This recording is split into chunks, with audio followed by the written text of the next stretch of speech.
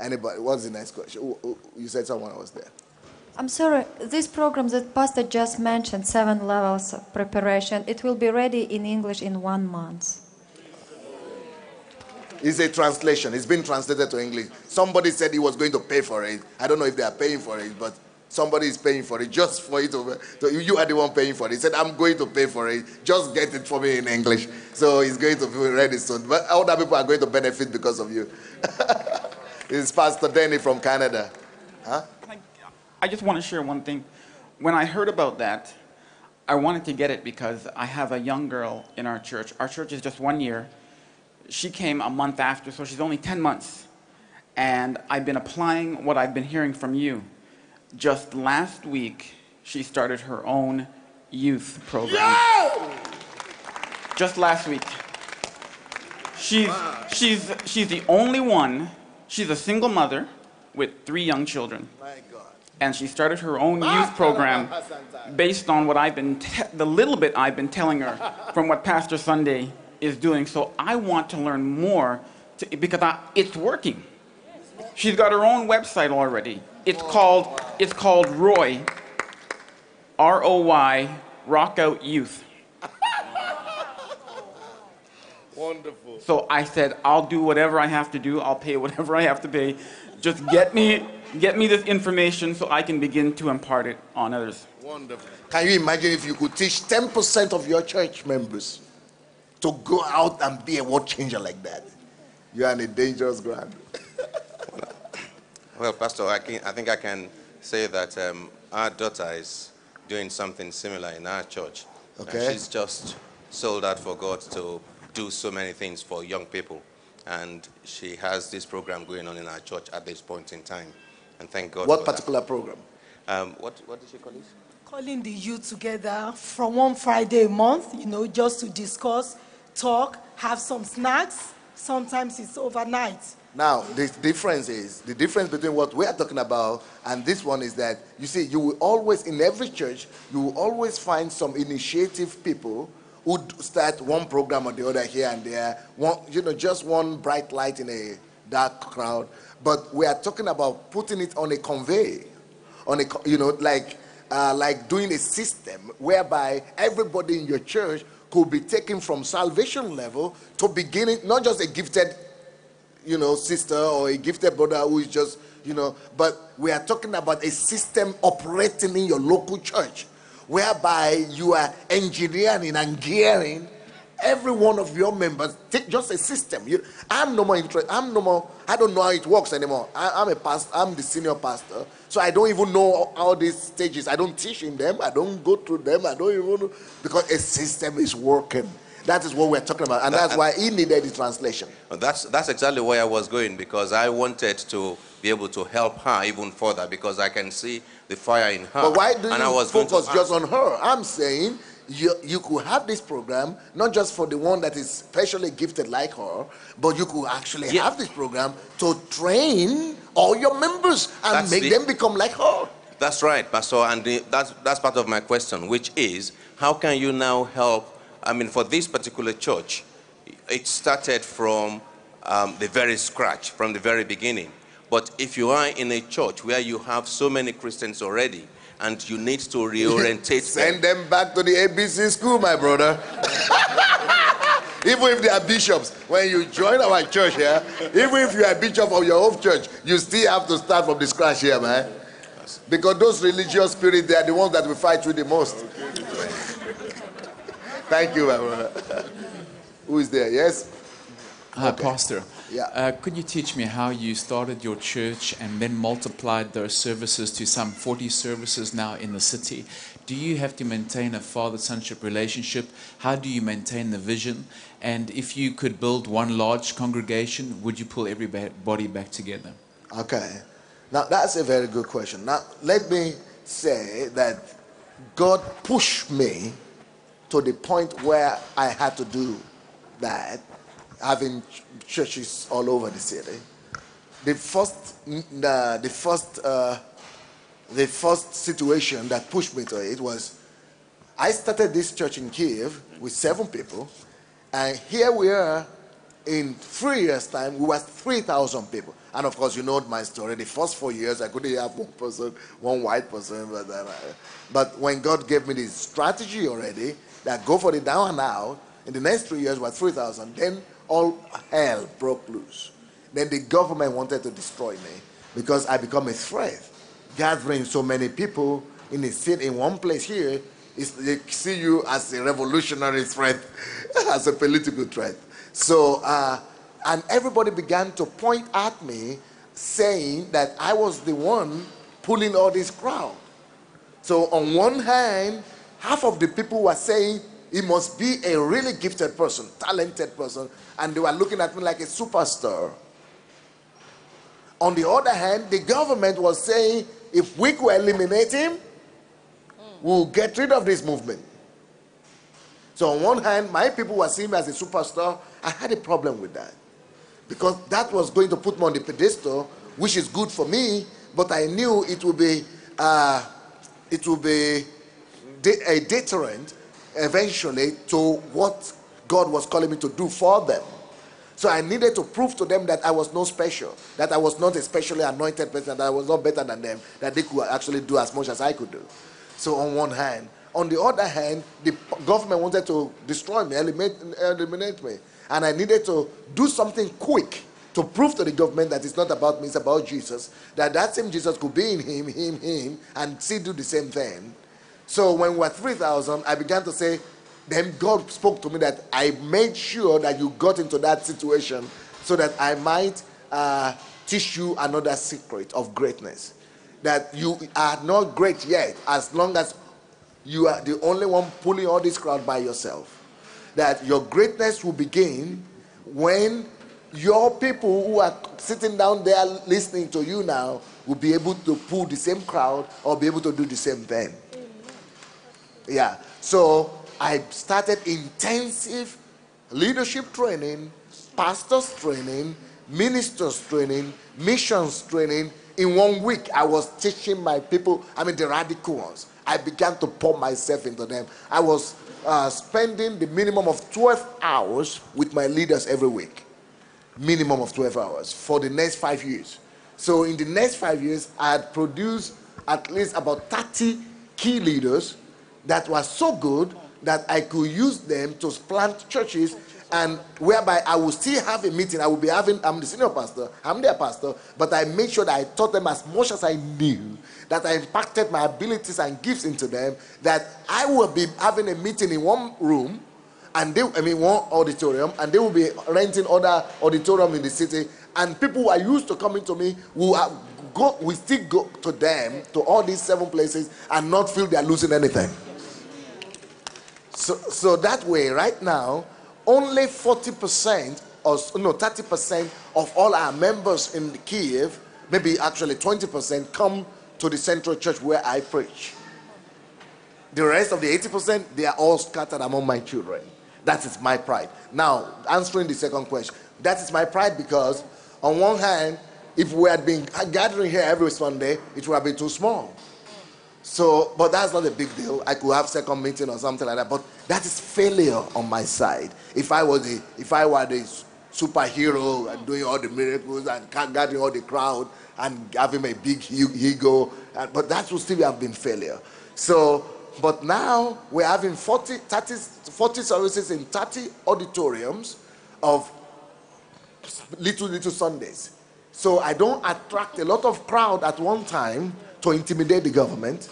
Then I still have churches gathering together at the time when I'm gathering some thousands here. So others are gathering hundreds or thousands all over the city, and they are good. So if they eliminate me, people will still keep on going to those ones, because even when I was around, they were still going to them anyway. And they won't eliminate you. They won't eliminate me. You're right.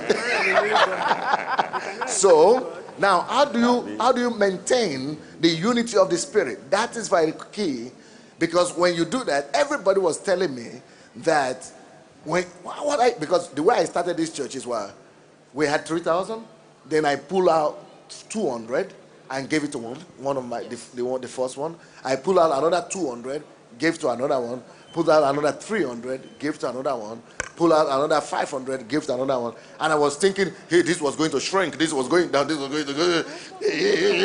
But it never did. Huh? God is faithful.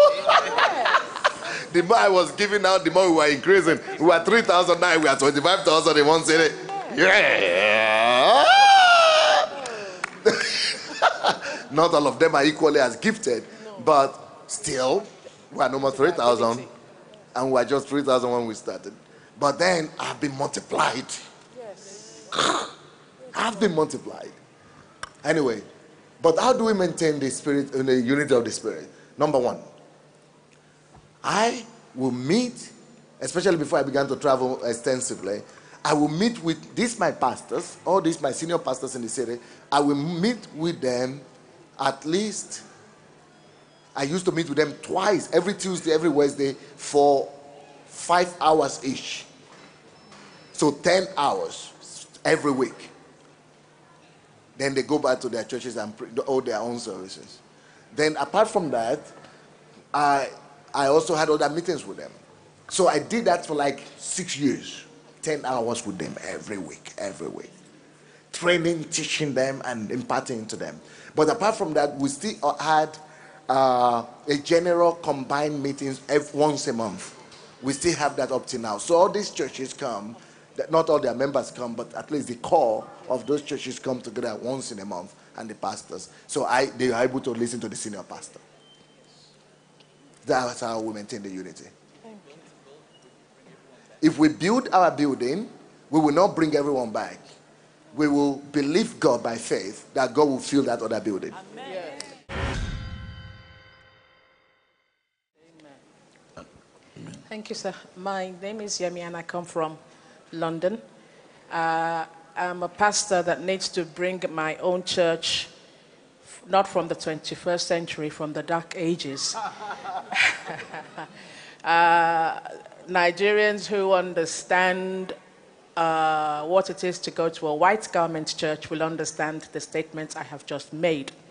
And the Lord has said, I cannot leave the white garment church. So I know I'm in trouble for the sake of the Lord. Yeah. But I want to thank our pastor from Canada, and may the Lord replenish your pocket. But sir, I think I'm going to speak on behalf of, I know the History Maker Bible School in London, and I'm sure all the others. The 49 weeks, 7 steps. I'm humbled enough to say now that I think I don't know anything anymore.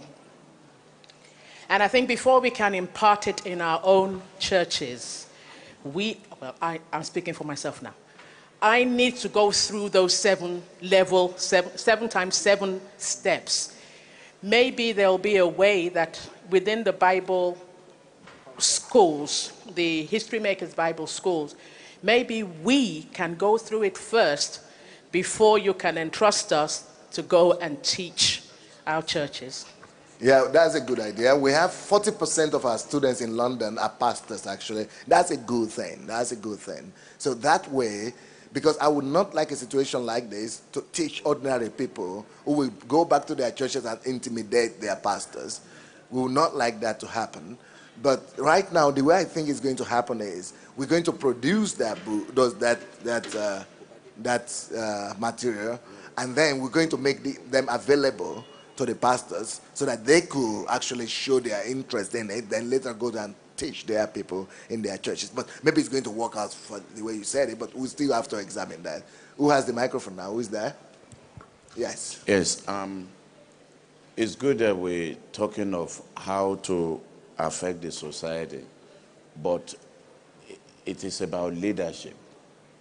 And what is common with African churches is this ego of a team. You know, I'm a founder. And the president. And the president and general overseer. And then the church is monopolized to the detriment of Christ himself. How, if we could have a... Frame your question faster, though. So yes. how do you change this mentality of it's my church? And then that's number one. Two, how were you able to maintain this level of humility with all the photographs around the world? Yeah. Thank you. For humility, that's the easiest thing for me to maintain. Because when you are in a hostile environment, like I am here, they are killing me every day, reminding me that I'm not really tough.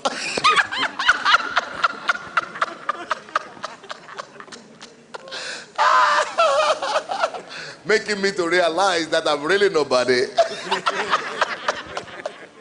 Despite all what God is doing through me here, there's so much opposition and so much humiliating and humbling experience on the other hand, that I think instead of asking the question about humility, the question should be, how do you keep on going? It's almost incredible, unbelievable that I will keep on going. I've survived 25 lawsuits. Right now, I'm at the verge of another lawsuit.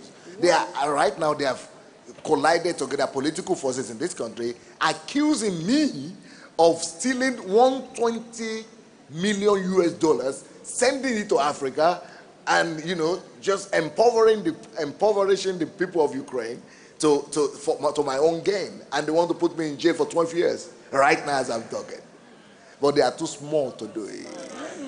They are too small to do it. They have encountered a force that is greater than their expectation. A whole nation is not big enough to handle the power that is operating through this place. Amen. But they are hearing me, and I know I'm in more challenge right now, but we are going to face it, and we are going to pass through it. Amen. So I go through so much trouble that the last time, just 2 days ago, when they came to my house, and my wife was telling me, they came to collect all our cars. Just 2 days ago, to confiscate and arrest all my cars. And they are not even my cars, because they are my wife's cars. And my wife was saying, sometimes you just want to say, God,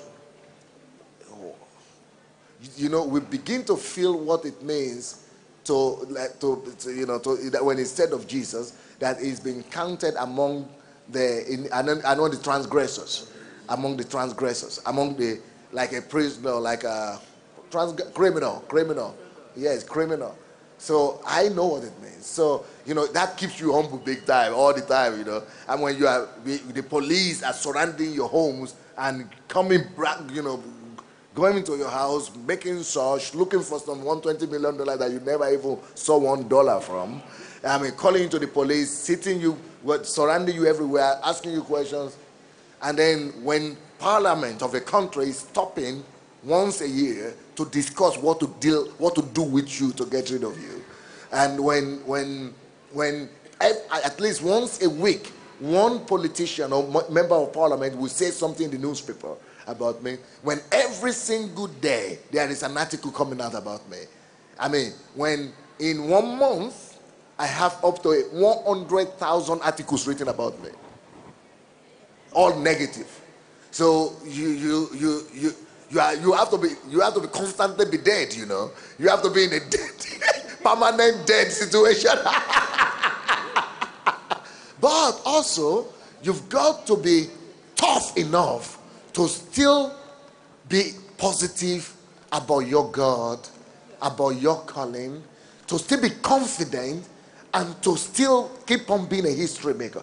You could have been crushed, and it is almost impossible from that situation to still keep on ruling and reigning. So that is where grace is really necessary. Now, the second half of that question is, how do you deal with that with Africans who are thinking ego, my church, and something like that? Put them into some fire.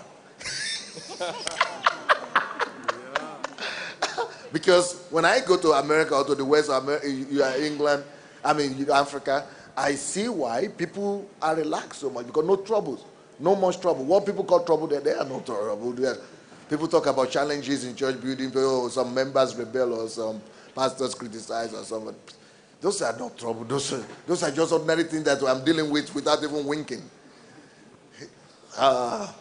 But of course, the bottom line is to get rid of ego, you need to constantly crucify yourself. Maybe I wouldn't have had the same ability to crucify myself and to deal with the same ego, but God is helping me, you see.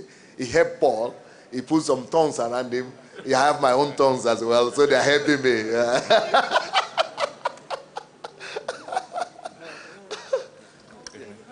Praise God. My name is Akin.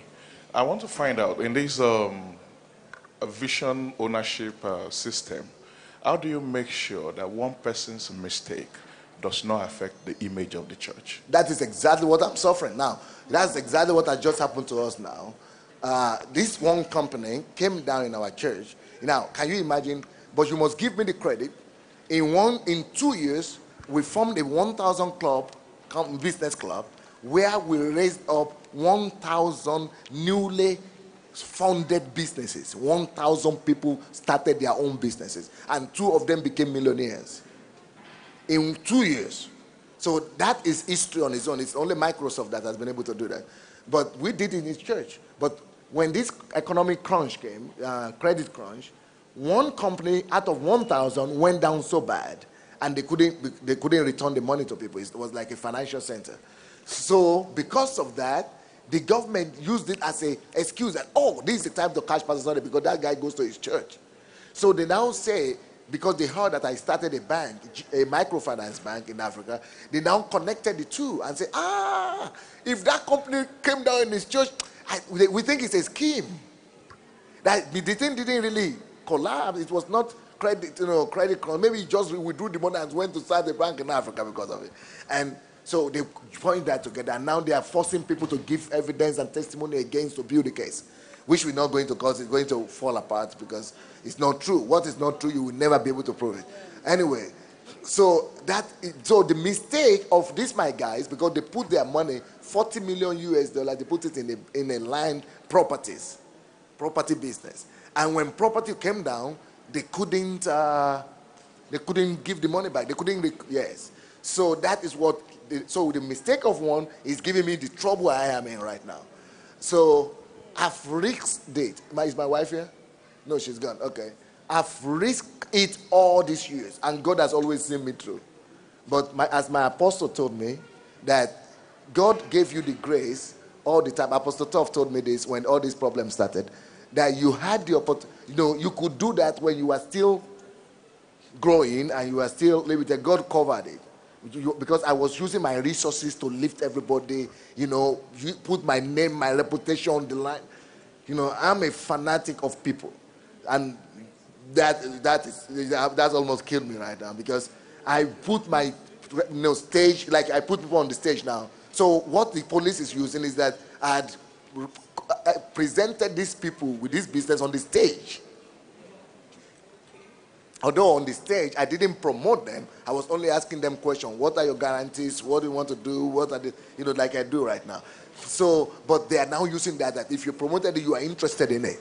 But that's just my principle of using my resources, everything we have to promote people, advance everybody. And anyway, so now Apostle Toff was telling me it is now dangerous for me, myself, to be doing those kind of things, because there is something to lose now. And it's not just losing myself, my reputation, my name, but all the millions of people. Our church, on daily basis, we have personal one-on-one touch contact with 1-point-something million people. So those people are affected. In 1 year, we work with 5-point-something million people on one-on-one, not radio, not television, one-on-one. So that is a nation on it. So 5 million people will be in jeopardy just because if one of those people fail. So it's a high price to pay. So now my biggest challenge is, how do I'm still thinking, I don't know if I have answered this question yet, because the easiest question, the easiest answer is to do it like the way all the churches do it. The pastor is the pastor, don't come, no, I'm the chief here. But that's exactly what I'm breaking. So I am breaking the concept of the pastor is the chief commander-in-chief, and he's the king, and all the people are just the subjects. But what the church we are building here is the concept of we are all kingdom of kings. So all of us are kings. So this stage and this pulpit belongs to everybody. It's to help you become your own king in your own sphere. So I don't want to break that concept, because the kingdom of king and priest is what God has called us to be. We are all supposed to be kings and priests in this kingdom, kings. And the church is supposed to make you into that king, make you into that priest. So I want how to do that now and not jeopardize or risk whatever grace God has put here. Is what I'm still struggling with that. Apostle Toff is suggesting to me that I should put my people in place that will shake everybody, and but that we are trying to do that too, but we don't want to do it in such a way that will also lose the freedom we are giving people, the empowerment we are giving people. So I'm still in a dilemma, and I need your help in that area. But don't let that stop you. It's my trouble. God will get me out. Give them freedom first. When you get in your own trouble, to God will get you out. But maintain the freedom first. Make sure you maintain the freedom. Make sure you maintain the freedom.